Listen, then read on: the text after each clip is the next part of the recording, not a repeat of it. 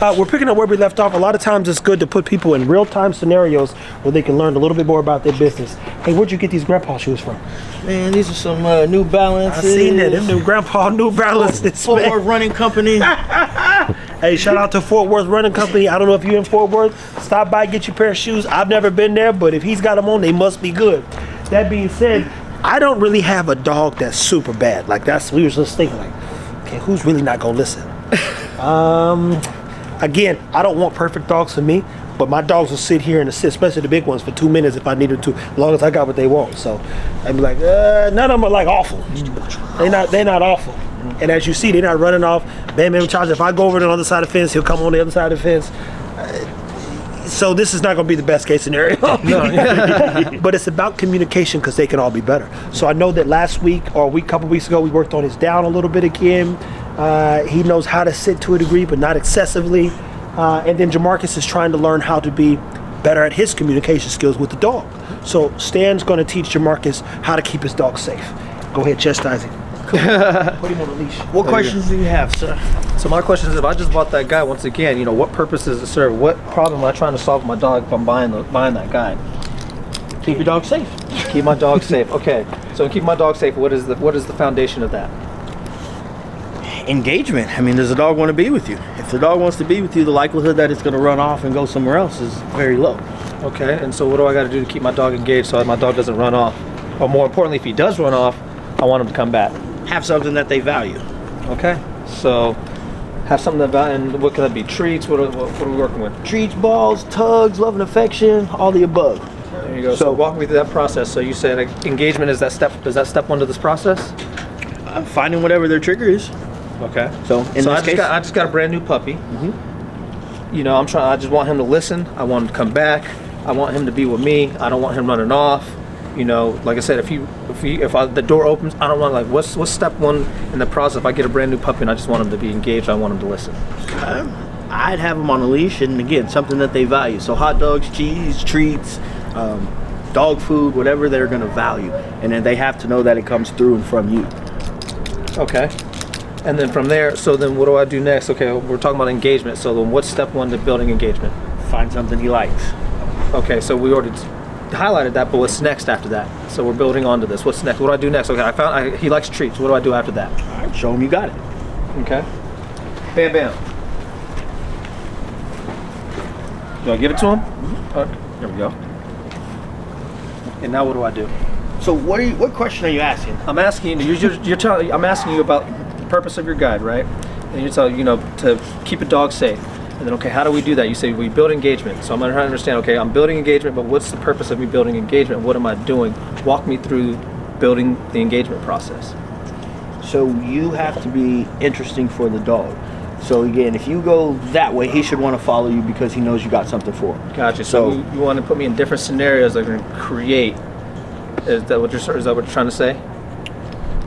I don't think I understand your question. You're saying how do you build engagement? Yeah, you build engagement by showing the dog that you got something they like. So playing with your dog, engaging, show them you got treats, moving around with them, pushing them around, all of these things. So what does that look like? Play with your dog. Like, good boy, yeah. There we go. Good job, good job, good job. Get him engaged with you. Okay. And that's going to make him want to interact with you. Like, your dog should want to be with you more than anything else. If you're going to open a door and your dog wants to go out there, you don't have a good relationship. Your dog should be looking for guidance from you. And it all starts with you showing them, hey, I'm important. So if I had him, he already knows once I open this pocket, he's getting something. Because we've shown him that every time I open this pocket, he gets something. And I can get him to do anything that I want him to do with this lure. Gotcha. Good boy. Okay. And then after I build a little bit of engagement, then now what do I do? What's next to keeping my dog safe after engagement? I don't. Again, you're asking the same question. But that's the thing, and that's the question. So guys, let me interject here. Jemarcus actually sucks at getting points across, just so we're clear. And most people wouldn't call him that, but I understand his frustration because the other day I had to check Jemarcus. He kept repeating the same thing to somebody who's smarter than 9 out of 10 people, and I said, so when I raised my voice, he calmed the fuck down. I said, don't keep repeating yourself to me. If you're not communicating effectively, then you need to take a deep breath and figure out what you're saying. Now, the purpose of this exercise objectively is to ask Stan to help direct the path. Step one, You want your dog engaged, involved in anything and all things that you're doing. Right now, Bam Bam has already showed signs of being interested in the people that are out here, even though he's in an open space. Some dogs come outside and boom, they hit every part of the yard, be gone. My dogs want to be around me because I've practiced that since day one. What does that look like in my book? Holding the dog, I wrap them in my clothes, I turn around and I'm always like, if I grab him, see that reactive? A lot of times dogs start acting crazy, right? Even when you do this, they'll start jumping back. He's comfortable in my hands no matter what I'm doing to him. I grab his back legs. See? Dogs will turn around and start snipping and biting at people. My dogs, as you saw, I had him by the back of his hips too, to be clear. That's an uncomfortable spot for you to grab a dog. 9 out of 10 of your dogs ain't gonna let you grab them here and hold their skin and not turn around and respond. I've grabbed, harassed, and touched my dogs everywhere since he was definitely, I was looking at old videos last night, for 4 weeks. So when we start talking about recall, engagement, keeping your dog involved in what you're doing, it starts objectively with love, in my experience. But the first line of interest is always gonna be here, because to survive, you must eat. And I've watched it literally. I've recorded everything from day one with the pups that are in there. Even with their eyes closed, I put a 3-piece hill up, and they were, my girl was motivated to get over the hill to get to her mother to eat. So what do you start doing? Come out, as Stan has treats. Boom, excite them. And then you start using words to talk about placement, so they understand the value of every movement, because everything you're doing is of value to you and the dog, right? It keeps them engaged. So he's building engagement, which takes how long? Depends on the dog, really. There you go. So if you got a dumbass dog, it takes a little bit longer. Then it's gonna take a little bit longer. If you have a dog that's intelligent like the ones I breed for, I breed intelligence. I can't stand a dumb dog like I can't stand a dumb person. Them kind of people, you can do nothing but stupid. I promise you that. You can't win an argument with stupid, none of that stuff. So I like the fact that he's already focused. We worked on that at 4 weeks old. That's the thing, I got the videos, I was holding him on the table, down, up, just with simple treats. So when guys like Stan, I say, Stan, you know what, I want to tighten up Bam Bam a little bit. What can we do? He said, oh, this dog go down, this dog go this. Then you know what he tells me? Practice some more of your patience. Because now it's just a matter of practice and patience. How many times a week should someone be working, or how many times a day? But if you had to give them a week, would you encourage somebody to work on getting their dog engaged? And how long does it take to keep your dog focused on you and what you want your dog to do? So 7 times a week, you should be doing something with your dog. And I mean, mealtime is the most beneficial time, because you're gonna feed your dog every day. They're gonna be paying attention. So you can get a lot of positive repetitions. You want the dog to do the things right. So if you want them to sit, they need to be getting rewarded in that sit. And then you also wanna give an end point so they know when they're done with that command. It's just like clocking into work. You scan your badge, and at the end of the day, you're done. So we gotta let the dogs know when they're done working with us. So every day you should be spending at the very least 5 minutes a day with your dog doing something that they like. 5 minutes a day will keep them dogs away from their street to car and potentially harming themselves or frightening you, to be clear. What are some other things they could do to work on engagement outside of treats? Realistically, just connecting to, right? Playing ball or tug, or dogs like this that like to engage, wrestle around. You've seen puppies play with each other. Do the same thing that puppies do with each other. Be fun for them. A lot of people want their dog to be military dictator, and that just doesn't work. Think about people that yell and scream and fuss at you. You don't really want to listen to what they're saying, but people that inspire you to be better and do more with your life, you're going to do more for that. It's the same thing with the dog. You have to speak their language. And sometimes, some dogs, I had a dog that didn't take any treats, that didn't want a ball, but every time he came to me, he rolled over and I rubbed his belly. And we've trained that dog, and he was one of the better dogs we got trained, actually. And all he needed was love. All he needed was some love. That's all he wanted. Isn't that crazy? Actually. So we talked about this before, and we'll do a small series. Every dog, in my experience, has a love language like a human being. And so for some dogs, it's quality time. Ego, if I'm in the bed, he don't get out the bed. I can literally leave the door open, let all the other dogs out. He's like, no, I'm gonna stay in this bed for a little bit longer. So I always give him an extra hour, even when I take them out at 9 or 6. And he don't go till about 11, because he's good. He don't want to rush to do nothing. Some dogs need physical touch. I could never get mine as a super food driven, but when I wanted her to drag the bag, if I pet her, she would walk. If I gave her a treat, she'll go and she'll walk past the treat. But if you pet her, she's good. Tron's in some sense the same way. You pat him and it'll work him up a little bit. He's a love bug. Ego, on the other hand, he's a terrorist. So if you walk, he's like, wherever you going, brother, let's go. You ain't gotta do nothing for him. He's just like his mama. If I said, all right, let's go. literally that low. And when he says yelling, a dog got better ears than us. You don't need to yell. You need to figure out how to communicate with the dog. So engagement, treat, love, time, effort. That's a big thing too, people. Effort. Know your markers. We use the word markers, but here I would tell, this is the marker. Marker is know when to stop. It ain't a matter, oh, good. No, it's know when to walk away and come back to it. That's the marker. Is to know when to leave your dog alone, let it be a dog, come back out, and do a few more things over the next, few weeks at times. Anything else? Like I said, take your time. Don't expect your dog to get it the very first time you showed him anything. Build the bond, build the relationship, show them exactly what you want them to do, and then give them a cue. So if you want him to sit, tell him sit. If you want him to down, tell him down when he's doing those behaviors. But make sure they're doing it successfully. That's the most important thing. You don't want to reward the dog when they're halfway sitting down or halfway down in or halfway coming back to you, because that's the way they learn how to do those behaviors. And when you actually need them to do it properly, when they bust out of the car, or when they running down the street, the dog's gonna be like, I can do it halfway. And that halfway may be, like you said, I got a dog that got hit because he halfway came back.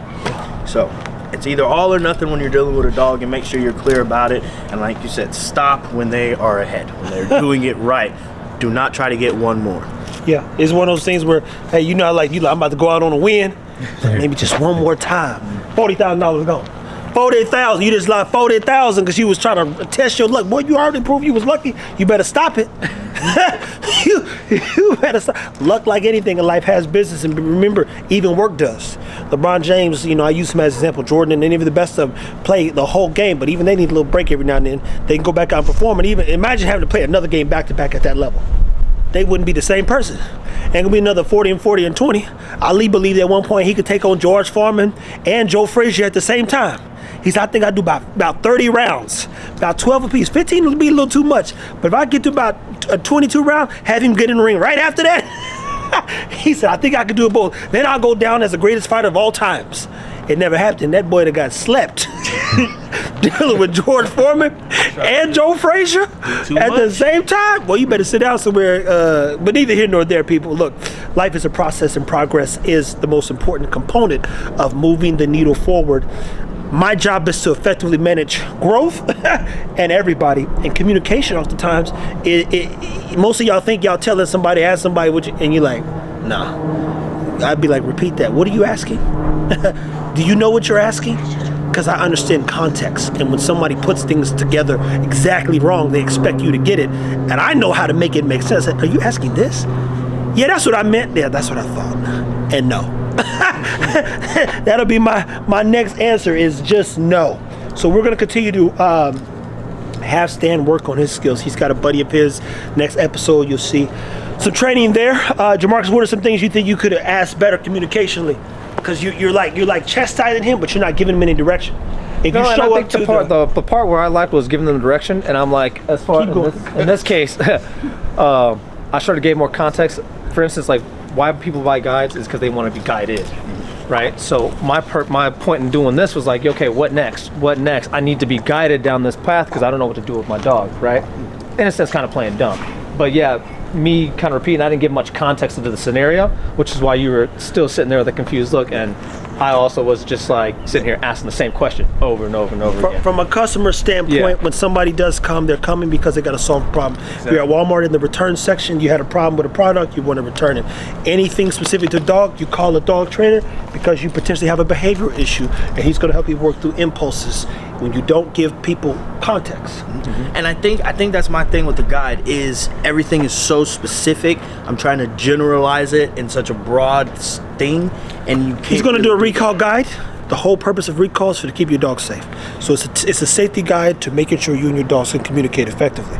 First step to recall, engagement, making sure the dog trusts you.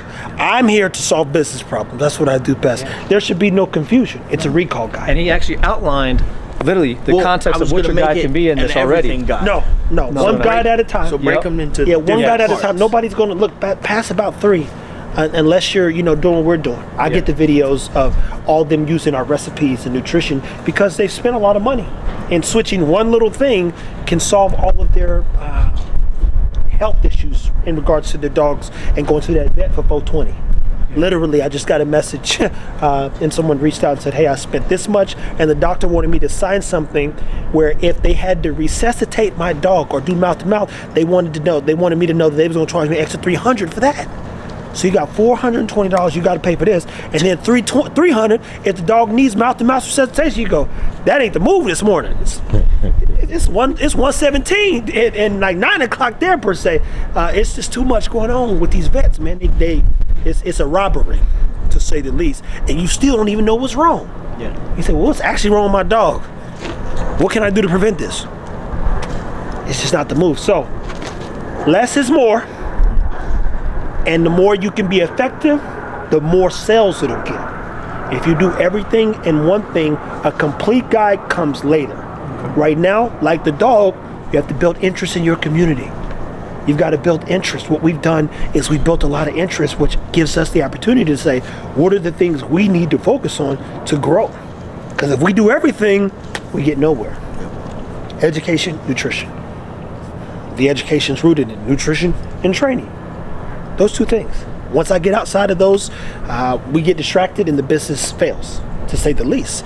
But we're learning, slowly but surely, people are in need of a lot of guidance, period. But simple, less is more. Always think about that. Less is more. Nothing more, nothing less. Food for thought, people. Like, subscribe, share. We're going to continue to show you these raw moments. One day, these two are going to be like A1, no sauce. It's all going to make sense. It's in these moments where we all get to grow collectively together. That's the goal. Nobody's better than the next person. Nobody's out here competing. I'm competing to make them great. That's my only competition. That's a bone he brought out of his cage. I mean, he had some ribs yesterday. He had some ribs. Some raw ribs. People get a little ribs, but them ribs is good too. And anything else?